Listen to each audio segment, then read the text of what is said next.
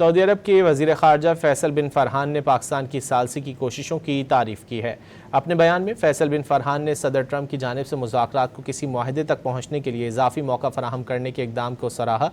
कहा कि जंग का खात्मा और आबनाए हुर्मुज़ में सलामती ज़रूरी है। देरपा अमन के लिए जामे मुआहदे की जानिब पेशकदमी के लिए फ़ौरी ताउन ज़रूरी है।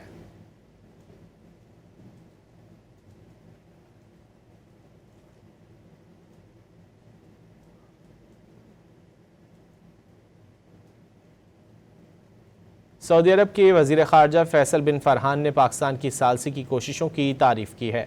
अपने बयान में फैसल बिन फ़रहान ने सदर ट्रंप की जानिब से मुज़ाकरात को किसी मुआहदे तक पहुँचने के लिए इजाफ़ी मौका फ़राहम करने के इक़दाम को सराहा। कहा कि जंग का खात्मा और आबनाए हुर्मुज़ में सलामती ज़रूरी है। देरपा अमन के लिए जामे मुआहदे की जानिब पेशकदमी के लिए फ़ौरी ताउन ज़रूरी है।